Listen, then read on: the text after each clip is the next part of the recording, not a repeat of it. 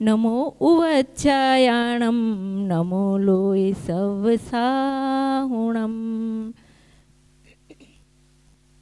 भद्रे बाहु सम गुरु हमारे हमें भद्रता दो रत्नत्रय संयम की सुचिता हृदय सरलिता दो चंद्रगुप्त सी गुरु सेवा का पाठ हृदय भरी दो मेरे गुरुवर मेरे भगवान हो मेरा अंतिम मरण समाधि तेरे दर पर हो मेरा अंतिम मरण समाधि तेरे दर पर हो।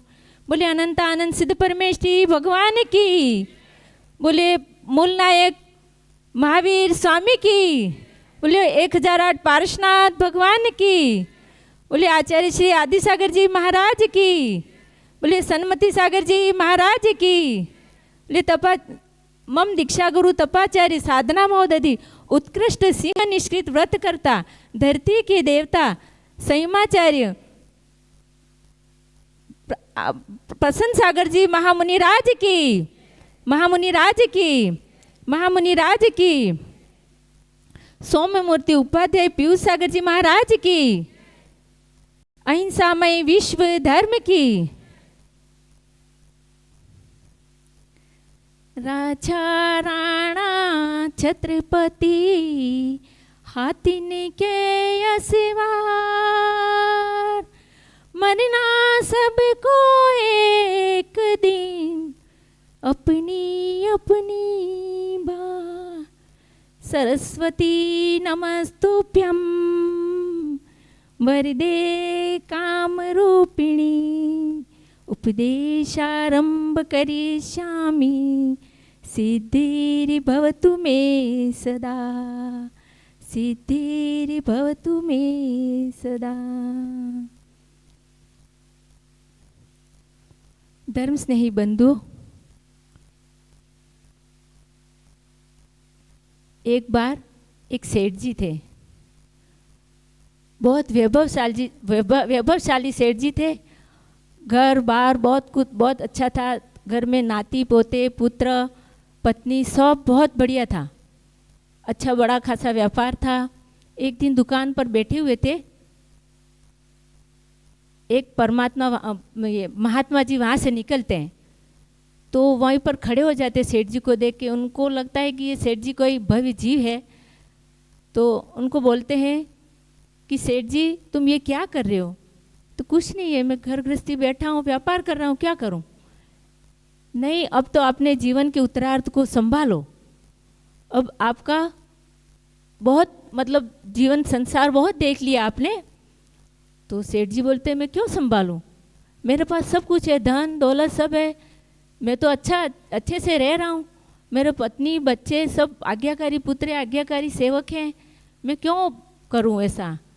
मेरे को तो ये संत ये कोई अच्छा नहीं लगता है, मेरे को ये नंगे नंगे घूमते हैं, मेरे को कोई समझ में नहीं आता, मैं तो मेरे हाल में अच्छा हूँ, मस्त हूँ, मैं तो यहीं रहूँगा। महात्मा जी कहते हैं कि इनको तो कुछ समझ में नहीं आ रहा है। ठीक है कोई बात नहीं, आप अच्छे हैं, ठीक है, मेरी एक बात तो मानोगे कि? ठीक है मानूंगा, आप बताओ, आपकी हर बात मानूंगा, लेकिन मैं आपके साथ नहीं आऊँगा।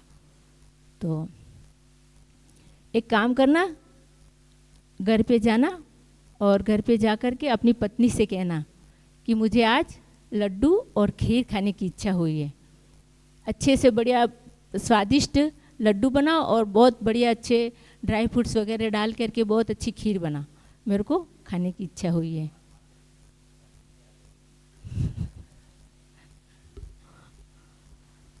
फिर ठीक है, वो जाते हैं घर पे जाके अपनी पत्नी से बोलते हैं कि आज आप अच्छे से लड्डू बनाओ और खीर बनाओ। तो आप आज अचानक क्या सूझ गया कि नहीं आज मेरे को खाने की इच्छा हुई है, तो मैं बोल रहा हूँ आप बनाओ। ठीक है, वो अंदर जाती है, रसोई घर में जाती है, अच्छे लड्डू बढ़िया स्वादिष्ट बनाती है, खीर बनाती है, और थोड़ी देर बाद आती है बाहर सेठ जी को बुलाने के लिए। तो सेठ जी क्या देखती है, सेठ जी तो पसर के पड़े हुए हैं और फिर हाथ छू के देखती है, अरे ये तो मर गए, अब क्या होगा? फिर अब अगर मैं अभी रोना धोना चालू कर दूंगी तो मेरे वो खीर सब रह जाएगा। तो मैं एक काम करती हूँ, पहले लड्डू खा लेती हूँ, खीर सब खा पी के फिर मैं रोना धोना चालू करूँगी। वो अंदर जाती है। फिर क्या सेठ जी देखते हैं, आँख खोल के देखते हैं, वास्तव में जो परमात्मा जी कह रहे थे वो बात सही है। मैं कौन सी मोह की निंद्रा में सोया था। छडाला में पंडित दौलत राम जी कहते हैं, जो वनिग्रह गोधनी नारी, हय गय जन आज्ञाकारी, इंद्रिय भोग छिन थाई, सुरे धनो चपला चपलाई। ये यौवन तो बुढ़ापे में बदलने वाला है, यौवन शाश्वत रहने वाला नहीं है। ये आज्ञाकारी पुत्र, ये धन, स्त्री सब कहाँ साथ में आने वाला है। और मैं कैसी ये स्वार्थ भरी दुनिया में मैं सबको अपना मान रहा था और मैं इन सब पाप की गठरी बांधे जा रहा था। मैंने अपने लिए कुछ भी नहीं किया। अब मुझे इन पर विश्वास नहीं करना चाहिए, क्योंकि मैंने साक्षात देख लिया। मैं मेरी पत्नी को कितना मानता था, आज्ञाकारी है, मेरी पत्नी इतनी अच्छी है, मेरे बच्चे इतने हैं अच्छे हैं, नाती पोते सबको मानता था। और आज ये क्या देख रहा हूँ मैं, मेरे को विश्वास नहीं हो रहा है। और इस स्वार्थ भरी दुनिया में ये मृत्यु साक्षात खड़ी है, मुंह फाड़े हुए खड़ी है मृत्यु। और ये भोग स्वप्न के समान दुखदाई है। ये धन वैभव सब इंद्रजाल के समान, बिजली के समान नष्ट होने वाला है। वो अंदर ही अंदर चिंतन करने लगते हैं और उनको वैराग्य हो जाता है कि मेरे को अच्छा हुआ। ऐसे परमात्मा ने, महात्मा जी ने मेरे को बार बार महात्मा की जगह परमात्मा ही निकल रहा है क्या। महात्मा जी ने मेरे को जगह दिया, महात्मा जी ने मेरे को एक मौका दिया और मैंने उनको क्या कहा, धोखा दे दिया। मेरे को वास्तव में अब लग रहा है कि ये महात्मा सुखी हैं, कितने सुखी है अपने जीवन में, उनके पास कुछ भी नहीं है फिर भी आनंद में रहते हैं हर हमेशा से। और हम इतना वैभव सब कुछ होते हुए मैं आज अपने आप को अकेला महसूस कर रहा हूँ, मैं अपने आप को दुखी महसूस कर रहा हूँ। मंगत राय जी 12 भावना में कहते हैं, कहाँ गए चक्री जिन जीता भरती खंड सारा, कहाँ गए वो रावण लक्ष्मण जिन्हें रावण मारा, कहाँ कृष्ण रुक्मणी सत्यभामा अरु संपत्ति सगरी, कहाँ गए वह रंग महली अरु सुवर्ण की नगरी। वो अंदर ही अंदर चिंतन करता जाता है। यो हो चक्रवर्ती था जिन्हें 6 खंडों को जीता था, तो भी उसको यहाँ पर छोड़ के जाना पड़ा। तो ये भोग है, ये संपत्ति है, उसको जब ये मेरे को छोड़े इससे पहले ही मैं इनको छोड़ दूंगा तो अच्छा रहेगा। बस फिर क्या था, सेठ जी को तो वैराग्य हो जाता, धिक्कार है इस जीवन को, और दौड़े दौड़े जाते हैं महात्मा जी के पास जाते हैं। और वो अंदर ही अंदर विचार करता हुआ जा रहा है और जब महात्मा जी के पास पहुंचता है तो उनके पैरों में गिर पड़ता है और कहता है, महात्मा जी आपने वास्तव में मेरी आंखों को खोल दिया। मैं तो मोह रूपी निंद्रा में सोया हुआ था। मैं तो महात्मा को, आपको मूर्ख मान रहा था और मैं आज स्वयं मूर्ख बन गया। मैं इस दुनिया को बदल दूंगा, मैं ऐसा सोचता था, लेकिन आज मैं अपने जीवन को परिवर्तित करने के लिए आपके पास आया हूँ, मुझे भी आप सम बना लीजिए। वो महात्मा जी सोचते हैं कि तो अभी सेठ जी तो क्या बोल रहे थे और अभी क्या कह रहे हो, क्षण भर में ऐसा क्या देख लिया आपने। महात्मा जी मैंने क्षण भर में पूरा मैंने जो जीवन जिया था वो सब कुछ देख लिया है कि कोई इस स्वार्थी संसार में कोई अपना नहीं है। दौड़े दौड़े उसका पूरा परिवार उनके पीछे पीछे आता है, लेकिन सेठ जी नहीं रुकते हैं। No one can stop you once you have a decided of grow. अगर कोई भी आपको रोक नहीं सकता अगर आप आगे बढ़ना चाहो तो। बस अब सेठ जी ने तो ठान लिया था कि मेरे को अब इस संसार में नहीं रहना है, और उनके परिवार वाले आते हैं, रोकना चाहते हैं, पर वो नहीं रुकते हैं, चले जाते हैं। बंधुओं, हमारे गुरुजी को भी देख लो कि ये उग्र से उग्रतर तप किए जा रहे हैं, किए जा रहे हैं। क्यों? ये जैसे एक दीपक है संगन अंधकार को नष्ट कर देता है, वैसे ही वे अपने कर्मों को नष्ट करने के लिए ये उग्र से उग्र तप किए जा रहे हैं, कर्मों की निर्जरा किए जा रहे हैं। क्या उनको भूख नहीं लगती? लगती है। क्या उनको प्यास नहीं लगती? लगती है। लेकिन उन्होंने भूख से ऊपर उठ करके जीना सीख लिया है। वो तृषा और भूख को विजयी परिचय बना लिया है। पूरे देश में एक ऐसे इकलौते संत हैं जिन्होंने 557 दिन की यात्रा करके, 557 दिन का उत्कृष्ट सिंह निष्क्रिय व्रत करके, और यहाँ 2300 किलो यहाँ पारणा की और 2300 किलोमीटर पद विहार करते हुए कहाँ पर? कुंजवन में प्रवेश किया। और कुंजवन में प्रवेश करने के बाद में उपाध्याय श्री ने यहाँ आते ही तुरंत उन्होंने भी 80 दिन की साधना की। मात्र 20 पारणे थे, उन्होंने भी तप करके कर्मों की निर्जरा कर ली। आपका बड़ा सौभाग्य है, आप बड़े पुण्यशाली हो कि आपको ऐसे संतों का वास मिला। और एक कुआं जैसे, एक प्यासा कुएं के पास पानी पीना हो तो कहाँ जाएगा?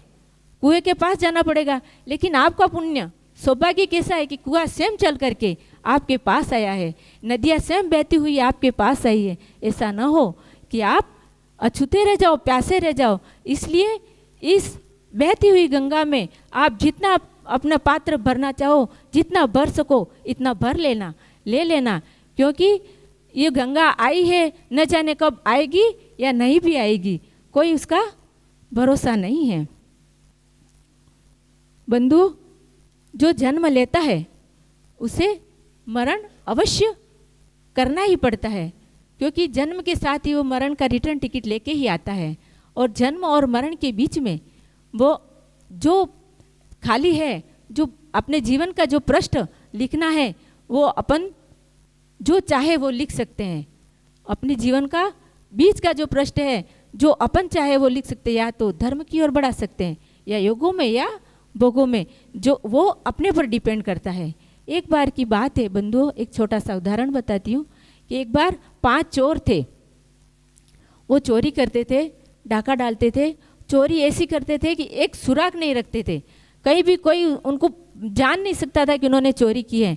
आंखों का अंजन भी चुरा ले तो सामने वालों को पता नहीं पड़ता था, ऐसे माहिर थे चोरी में, ऐसी चोरी करते थे। एक बार वो 5 चोर चोरी करके बहुत सारा, एक झोरी के यहाँ पर चोरी की और बहुत सारा धन, सोना चांदी जवाहरात लेके आए। और वे एक जंगल में वृक्ष के नीचे जा कर के बैठ गए कि अब यहाँ पर बंटवारा करेंगे। फिर होता क्या है कि सारा दिन, सारी रात हो गई थी, सारा दिन वो भूखे प्यासे थे। उन्होंने कहा बंटवारा बाद में करेंगे, पहले तो कुछ खा पी लें। तो 2 जने जाओ, बाजार में जाओ और कुछ खाने का पीने का लाओ। तो एक व्यक्ति, एक ही गया, शराब खरीदी, भोजन खरीदा और सब लेके आए। अच्छे से खाना खाया, शराब पी, और शराब पी इसके बाद बस उनको कुछ होश ही नहीं रहा। अब एक व्यक्ति, 5 में से एक चोर ऐसा था, उसका नियम था कि जिस दिन सुबह सुबह में अगर मेरे को कोई संत महात्मा मिल जाए तो मैं उनसे एक नियम अवश्य लूँगा। तो उस दिन क्या, सुबह में वो जैसे ही निकला, एक मुनिराज उसको मिल गए। तो उसके पास उन्होंने नियम लिया कि मैं आज शराब नहीं पीऊँगा।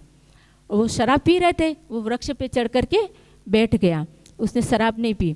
और ये जिसने, चारों ने शराब पी, वो चारों ने शराब पी के बस आपस में लड़ने लग गए कि इतना धन मैं लूँगा, इतना मैं लूँगा, बंटवारा नहीं हो सका। इतना लड़ते लड़ते इतने लहू लुहान हो गए और चारों लड़ते लड़ते मर गए। ऊपर बैठा हुआ था, वो सब देख रहा था कि ओहो, ये चारों धन के लिए मर गए और मैंने मुनिराज से एक नियम लिया तो मैं बच गया। एक छोटे से नियम से मैं बच गया, अगर मैं उन्हीं के पास जा कर के मैं भी उन समान बन जाऊं तो मेरा जीवन ही सुधर जाए। और वो गुरुदेव के पास जाता है और गुरुदेव के पास जा कर के कहता है,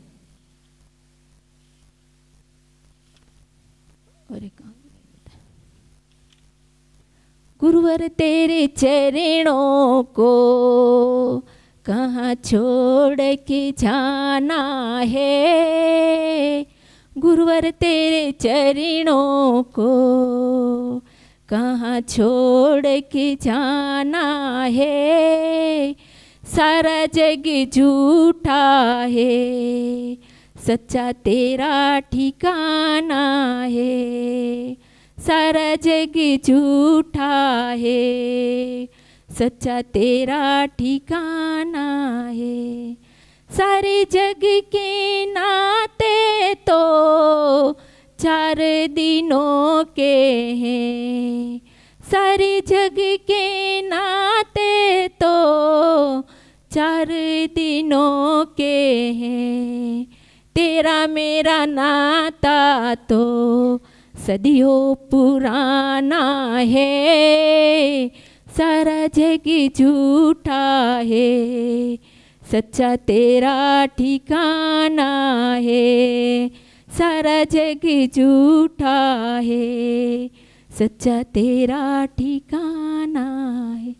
तेरी छवि मनी भावन मेरे मन को लुभाती है, तेरी छवि मनी भावन मेरे मन को लुभाती है, तेरी छवि का गुरुवर हर भक्त दीवाना है, सारा जग झूठा है, सच्चा तेरा ठिकाना है, सारा जग झूठा है, सच्चा तेरा ठिकाना है।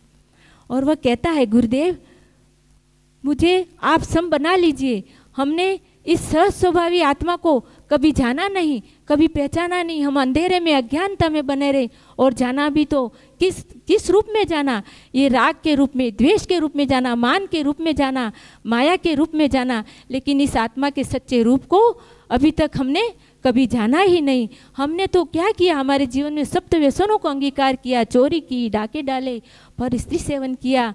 हमने क्या क्या नहीं किया, कभी कोई पुण्य का कार्य हमने नहीं किया। आज अब हमें इस अज्ञानता से हम दूर हो गए, हमारी भूल हमने देख ली है। आज अब आगे हम कोई ऐसी भूल नहीं करना चाहते हैं। हे गुरुदेव, मुझे भी आप सम बना के मुझे भी जैनेश्वरी दीक्षा दीजिए। बंधुओं, यही संसार की सारता है कि हमें भी समय रहते जाग जाना चाहिए। और मैं यहीं पर अपनी बात को विराम देकर गुरुदेव के चरणों में, आपके द्वय चरण मेरे हृदय में सदा सदा विराजमान रहे, और आपका हृदय हे गुरुदेव मेरे चरणों में सदा लीन रहे। आपके द्वय चरण मेरे हृदय में सदा सदा विराजमान रहे, मेरा हृदय आपके चरणों में लीन रहे। हे गुरुदेव, मैं भावना पाती हूँ कि आप समो शरण में विराजमान हो, और मैं आपकी गंधर्व बन करके मैं भी परंपरा से मुक्ति रूपी लक्ष्मी का वरण करूँ, यही मेरी भावना है। बोलिए तप्पाचार्य अंतर्मना प्रसन्न सागर जी महामुनि राज की। उपाध्याय मुनि सौम्य मूर्ति पीयूष सागर जी महाराज की।